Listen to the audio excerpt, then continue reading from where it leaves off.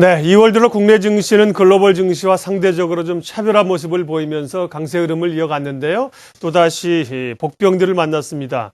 일목투자연구소 이동웅 대표와 함께 기술적으로 시장 분석하겠습니다. 어서 오십시오. 네, 안녕하세요.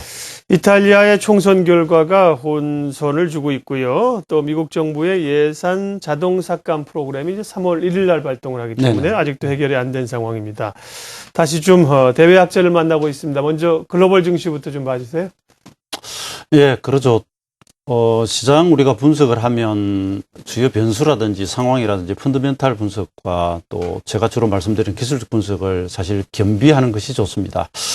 저한테 주어진 시간에 차트와 변수 분석을 다 하기는 어렵기 때문에 변수는 다른 전문가분들의 설명에 제가 맡기고요. 주로 차트를 분석을 해드리는데 기술적 분석을 하다 보면 이런 묘한 국민을 만나고 묘한 감각을 느낍니다. 그것은 뭐냐면 차트상으로 뭔가 조정의 신호랄까, 뭐 일목상으로는 어떤 변화일이 왔을 때 하필이면 어떤 문제들이 터진다라든지 그런 걸 보면 다소 신기하게도 생각하고 그렇습니다. 그런데 현재 지수는 이미 그 조정 예고 신호는 하고 있던 차에 대외 악재가 나왔는데 이탈리아 문제는 아직 완전 결과가 나온 것은 아니고요. 아시다시피 긴축을 전제로 한 자금 지원들이 되고 있기 때문에 그 정책이 흔들리면 유로존의 위험도가 커지는 것은 분명하겠고요. 미국의 시큐에스드 문제도 지난 연말에 재정절벽 타협처럼 결국은 합의안을 도출하지 않을까 하는 생각을 하고 있어서 너무 크게 우려하실 필요는 없어 보이는데 차트상으로는 주요 마디를 지나가면서 이런 일이 생겼기 때문에 한번 점검은 해보겠습니다. 자, 미국 S&P 500 일봉을 한번 보시겠는데요. 우리가 변수 분석이 되건 뭐가 되건 사실 지나고 보면 시장이 아주 좋으면 악재에 둔감하고 시장이 약하면 악재에 민감해지죠. 기술적 분석으로도 여러 가지 저항선, 일목의 변화일, 혹은 여러 가지 지표들도 보면 지나보면 잘 맞는다라고 이야기하는 이유가 실제 여러 개의 안이 있을 때, 시나리오가 있을 때 다가오기 전에는 어느 목표치와 어느 시간마다에서 정확히 꺾어질지를 다 알기는 어렵지만 지나고 보면 여기서 걸렸구나라고 확인하는 경우가 있습니다. 지금 S&P 500을 기준으로 보면 지난 연말 저점으로부터 33 변화일이 하루 더 가가지고요. 그 자리가 첫 파동의 2배치인 1533, 이번에 30.9를 찍고 바로 급락이 들어와 버렸습니다. 그래서 이 부분은 기준선까지 동시에 이탈을 해버리고요. 그림은 없습니다만 호잉스피는 시세를 살짝 딛고 있는데 빠르게 기준선 회복하기 전에는 시간 조정을 좀 거쳐야 되지 않겠는가 하는 이런 감을 주고 있습니다. 그리고 미국 다우지수를 보시면 작년 4월이 고점입니다. 우리도 3월 고점 주고 4월 3일 이후로 본격적으로 떨어지기 시작했는데요. 거기로부터 지금 42주가 기본 수치가 지나가고 있고요. 그 다음에 최근에 약 한 달 정도 횡보를 하다가 지금 박스 이탈을 하는 그런 모습이 나오고 있습니다. 제가 볼 때는 3월 11일 둘째 주부터 76주가 왔기 때문에 이 경우 바로 올라가서 부딪히면서 크게 조정받기보다는 지금 살짝 조정을 받아주는 것이 오히려 낫지 않을까라고 생각을 하는데 다우 지수, S&P 500 등을 보면 뭔가 목표치와 시간을 지나가면서 변고가 생김을 알 수가 있습니다. 그런데 큰 문제는 아닐 것을 보고 있고요.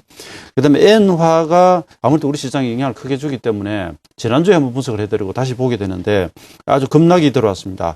이유는 앞서 정리 소개가 되었고요. 저는 지난주에 기술적으로 94.35가 94로 달성이 되고 그 다음에 지금 주춤거리고 있는 상태에서 98을 한 번 더 가느냐 3월 첫째 주까지 여기서 시작하느냐 그런 단계에서 지금 이탈이 나왔습니다. 그래서 이 부분도 아직은 여러 변수가 있긴 합니다만 아무래도 이전의 출고 상승 일변도의 모습에서는 상당히 흔들리는 그런 과정에 있기 때문에 우리 증시에는 도움이 좀 되지 않을까. 원달러도 지지선에서 반등을 하려고 하고 있기 때문에 어제 마침 운수장비주들이 밀렸는데요. 오늘 조금 힘을 받을 수 있고 우리 시장이 외국인들의 매수와 함께 대외 시장보다는 그래도 좀 버틸 수 있는 그런 빌미를 제공해 주지 않을까 이렇게 생각이 됩니다. 네, 엔 약세 때문에 계속 이제 고민이었는데요. 엔화 약세에 조금 브레이크가 걸렸습니다. 91엔대 후반, 92엔대 초반까지 엔이 좀 내려왔고요. 강세로 돌아섰고요. 자, 그러면 이제 우리 시장은 어떻게 갈 것인가? 2월 흐름 상대적으로 좋았는데요. 마지막 주간 이번 주 흐름은 어떻게 보세요? 우선 제가 2월을 뭉뚱그려 말씀을 드리면서 이후장이 좋을 것이기 때문에 경기 민감주들에게서 사모아가는 과정으로 이렇게 말씀을 드렸는데 지난주에 말씀드리기로는 이번 주에 이제 조정 시 또 매수를 하자 이렇게 말씀을 드렸습니다. 조정이 들어오고 있는데 3월 첫 주에 곧 보시겠습니다만 이 시간이 좀 많이 매듭이 지어지고 있어서 이 구간만 잘 지나가면 뭐 대개 보면 홀수로 갑니다. 3개월에서 5개월. 그래서 2월로부터 따지면 5개월, 6월 하순까지 이렇게 좀 가능하지 않을까 싶은데요. 그림을 한번 보시겠습니다. 그 전에 제가 미국 재수익률을 한번 보여드린다는 게 지나와서 보고 우리 지수로 가겠습니다. 자, 미국 재수익률을 잠깐 봅니다. 미국의 재정이나 그다음 부채 규모를 보면은 사실 위험 프리미엄인 이 미국채는 한참 올라 있어야 되지만 안전자산 선호 현상, 안전자산의 하나로 미국채가 이 수익률 자체가 2%대 불과한데요. 이게 지금 그 저상승 파동을 그대로 올린 2.054, 2%를 2.054를 정확히 달성을 하고 지금 이렇게 눌리고 있습니다. 그래서 이것이 주봉상 구름을 완전히 돌파를 하고요. 전환선 기준선 위에 또 올라타고 있기 때문에 완전 추세는 전환되었다고 보죠. 그래서 미국 재수익률이 목표치를 달성하고 빠지는 것과 지금 그 미증시가 조정받는 것이 사실 동시에 들어왔는데 적어도 전환선 기준선 정도 선에서는 지지를 받고 다시 돌아 올라갈 것으로 이렇게 생각합니다. 그래서 국제수익률이 올라간다는 것은 안전자산 선호 현상이 엷어지고 위험자산 선호 현상으로 온다는 이야기니까 정시에는 도움이 되겠고요. 자, 종합주가 지수를 보겠습니다. 종합주가 지수는 2월 7일, 5일을 저점으로 해서 지금 올라갔다가 지난주 목요일이 사실은 바닥에서 65 변화일이었습니다. 최근에 제가 변화일을 미리 지정해서 말씀을 안 드리고요. 약간 시황을 그 은유법으로 설명을 드리고 있는데 그것은 그 너무 일자 분석에 좀 경도되는 면 그리고 일목을 배우시는 분들도 가장 어렵다는 시간론에 매몰되실까봐 몰입하실까봐 제가 좀 그런 부분이 있었습니다. 그래서 지난 2월 4일에는 그냥 한 시장을 잘 알 수 없을 때는 한 2, 3일 지나면 시장이 자기 모습을 보여주고 그럼 그 뒤를 따라가자 그렇습니다. 그래서 2월 5일 날 코스닥 바닥 나오고 2월 7일 지나서 8일부터 종합주가 지수 올랐죠. 65 지나가면서 흔들리는데 여기서 3월 4일 이날 42 변화일이 들어오기 때문에 이런 경우에 주봉과 함께 여기 변화마디가 많이 들어옵니다. 그래서 여기서는 올라가면 오히려 세게 두들겨 맞기 때문에 차라리 쉬어가는 것이 낫고 이 쉬어가는 자리에서 잠깐 매수 쪽으로 보자. 그리고 지수는 1980이 무너지지 않으면 당기는 매도 전환이 되지 않는다라고 말씀을 드리겠고요. 이런 변화일 이야기들은 사실 조금만 뒤로 가보면 바로 11월 19일 자리에 제가 변화일이 10개가 뭉쳐있기 때문에 80, 90% 확률로 무조건 돌아간다는 말씀 드리던 거.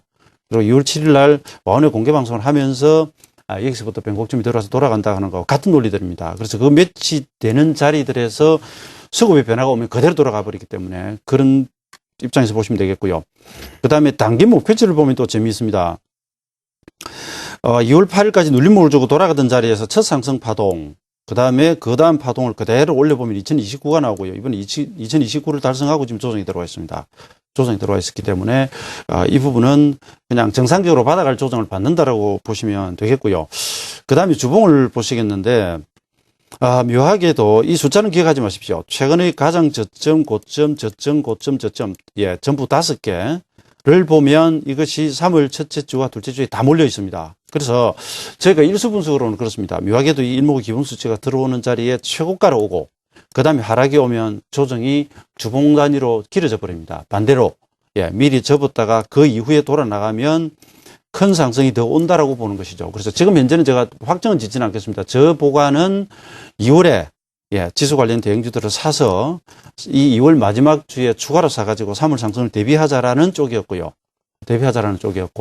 그것은 다음 주 제가 화요일 어차피 5일날 나오면 다시 한번 확인을 해드리겠는데 우선은 이번 조정기에 다시 긴기민감주들하고 우량주들을 매수하는 기회로 삼아보자 이렇게 일단 설명을 드리겠습니다.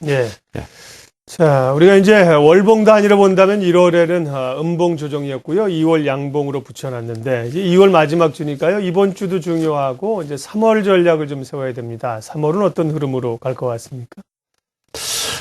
사실 지수가 2000포인트대 위로 오면서 우리 그 펀더멘탈적으로는 약간 저평가 부분이 해소가 좀 된 부분이 있고요. 네. 그리고 각 기업들의 예상 실적들을 보면 아직 그렇게 확인이 개선되는 면은 좀 부족합니다. 그런데 우리가 올 들어와서 글로벌 증시가 올라갈 때 뱅가드 펀드의 청산이니 뭐니 하면서 환율 문제니 해서 외국인들 매도와 함께 차별화가 되면서 그러니까 우리가 여기서 차별화라고 하는 것은 상대적으로 좋다는 것이 아니라 상대적으로 나쁜 흐름으로 가면서 주가가 떨어졌었고요. 드디어 이제 그 연기금도 들어오지만 외국인들도 들어오고 있는 이런 단계다. 그리고 약간은 유동성으로 가는 면이 있기 때문에 시장 대외 변수들에 너무 그렇게 얽매일 필요는 없겠다는 말씀을 드리고요. 그 다음에 어쨌든 저는 3월 첫 주 이런 고비들로 해서 시장이 상승하는 쪽으로 보고 있다는 말씀을 드리는데 작년에 제가 3월과 10월 둘째 주 고비를 2월에 미리 불러드렸댔습니다. 그래서 코스닥이 10월 15일이 상토가 오고 종합지수가 3월에 상토가 왔는데 이번 3월 고비를 넘기게 되면 제가 보는 견지로는 그렇습니다. 6월 하순 그리고 8월 둘째 주 정도가 올해는 큰 고비가 되고요. 그 외에는 계속 좀 상승 쪽으로 무난히 가는 그런 흐름이 나올 것으로 생각을 드립니다. 예측이기 때문에 상당히 조심스럽긴 한데 일단 그렇게 큰 그림을 한번 펼쳐보고요. 저는 조정기의 IT라든지 그다음에 조선 그리고 건설 그리고 환율이 돌아서기 시작하면 운수장비도 조금 보셔도 되겠고요. 그럼 헬스케어 관련주라든지 그리고 코스닥은 올해 드디어 5년간의 박스를 돌파를 한다고 말씀을 드렸기 때문에 전후방 산업이 잘 연결이 되는 실적이 좋은 이런 업종 종목으로 매매를 하시는 것이 여러분께 도움이 되지 않을까 이렇게 생각이 됩니다. 아주 세부적으로는 이번 주에는 1980이 무너지지 않으면 단기는 계속 매수 상태를 유지를 하고 이 다음 흐름을 기다리게 되는 그런 자리다 이렇게 또 정의를 해드리죠. 예. 국내 증시가 설 직전에 이제 급등하기 시작해서 흐름들이 괜찮았고요. 2월 말로 가면서 대외 악재들을 좀 만나서 다시 오늘 좀 불안한 전국인데 큰 흐름상으로는 위쪽으로 보셨고요. 조정 시에 대표주 매수 전략을 주셨습니다. 일목투자연구소 이동웅 대표 함께했습니다. 고맙습니다. 네, 감사합니다.